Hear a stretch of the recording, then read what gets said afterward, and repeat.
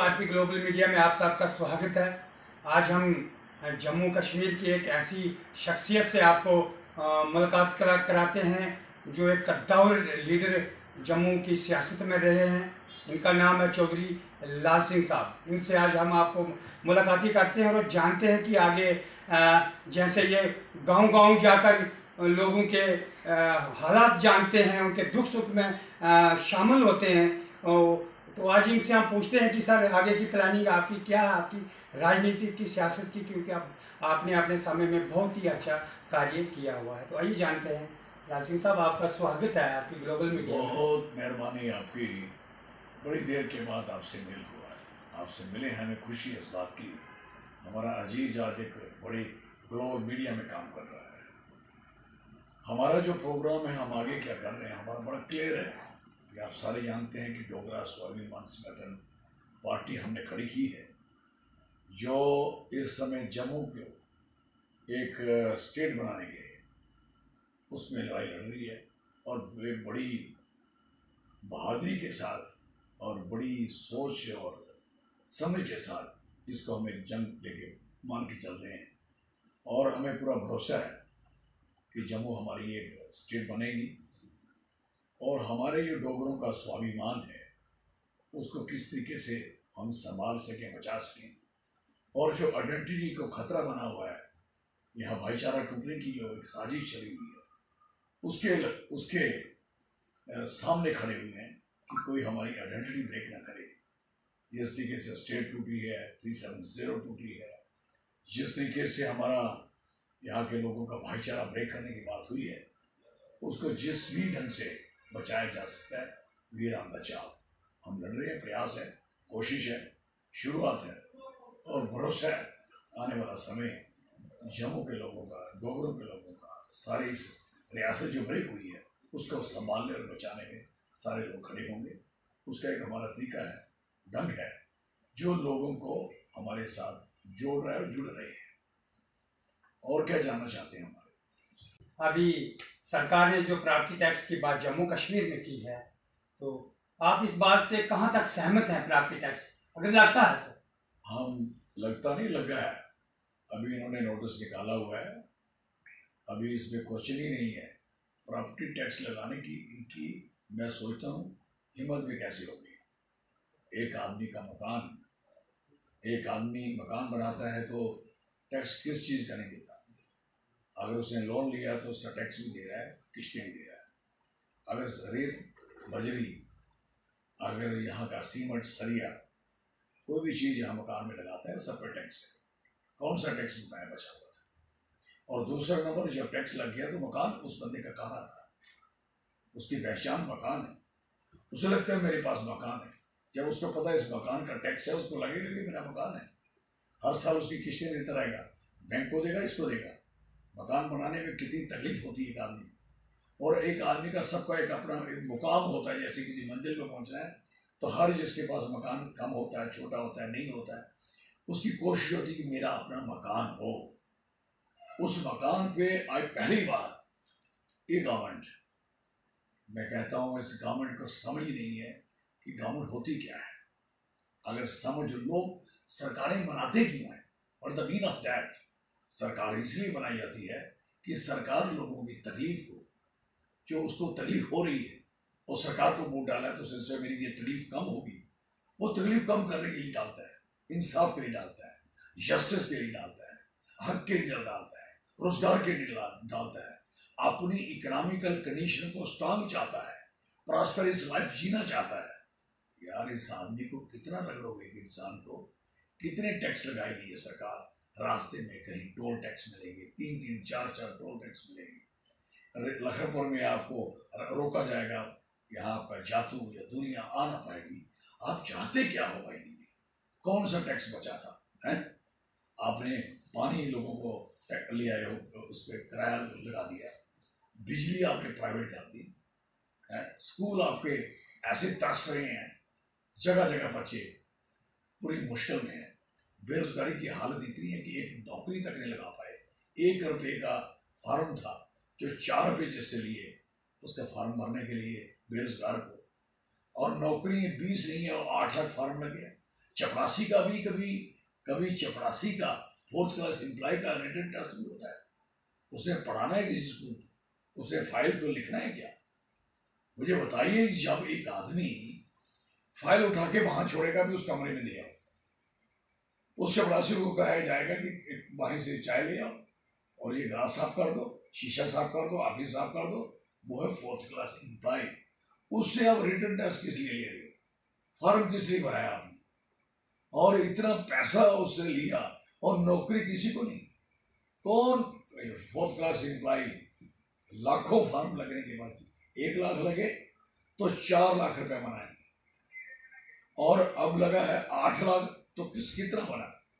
अभी उसके बाद बच्चों को इतना जलील किया जा रहा है हॉस्पिटलों में, उनका कोरोना टेस्ट, उनका टेस्ट हो रहा है। भाई साहब, आपने आर्मी वालों पे वो टेस्ट करा रहा है, सीआरपी के उस पर टेस्ट करा रहा है, क्यों टेस्ट कराएगा भाई? फिर टेस्ट करने में हॉस्पिटल के पास इतना इंतजाम ही नहीं। मैं कठुआ गया था, 7,000 आदमी, बच्चा, यंग बच्चा वहां इतना परेशान है कि वो टेस्ट में बैठा हुआ मसरूफ है, और उस बच्चे को इतना जलील किया जा रहा है, उसको कोई कागज तक नहीं अभी तक उसको टेस्ट किए। वो मशीन एक छोटी, 6 आदमी वहां लगे। आपने अगर इतने बड़े टेस्ट कराने थे तो कम से कम आपके पास 50 आदमी होने चाहिए थे।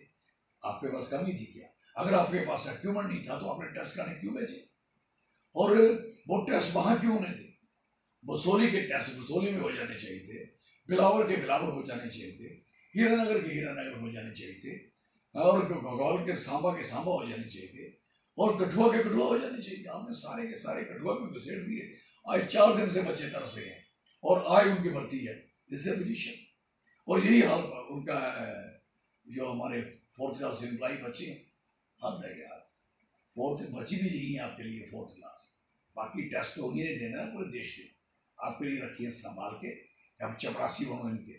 जैसे अंग्रेज होते थे ना, वो कहते थे कि 2 किस्म की एजुकेशन थी, एक पब्लिक और एक आम लोगों की, और एक आपको कहते थे कॉन्वेंट, एक पब्लिक।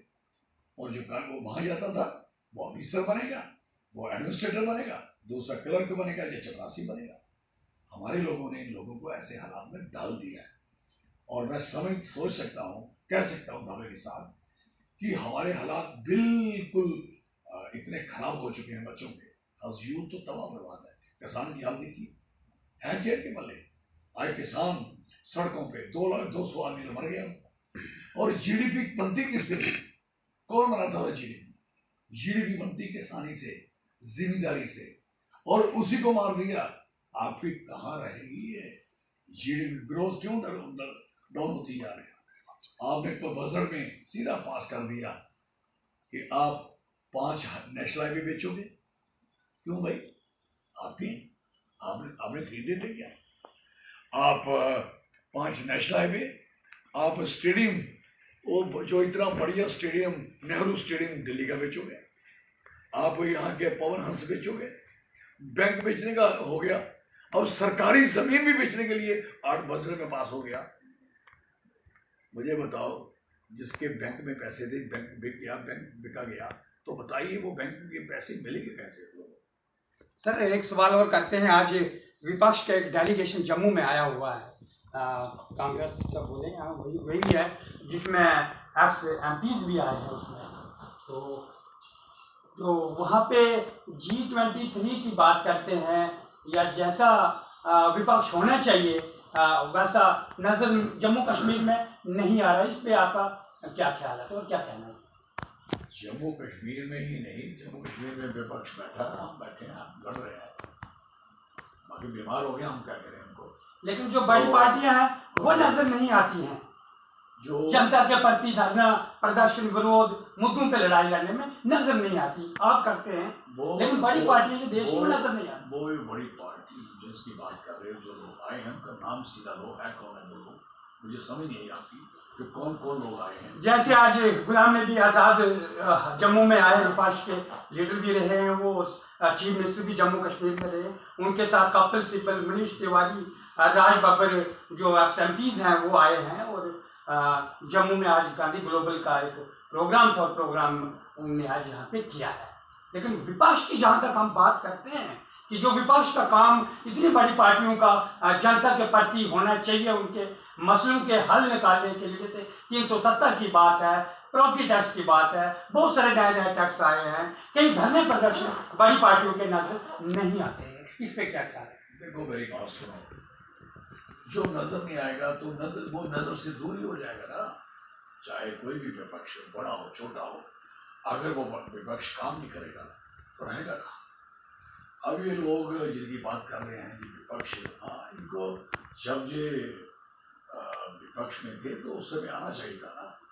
आज तो सारा कुछ हाथ से निकल गया तो यहाँ चक्कर लगाने आ गए।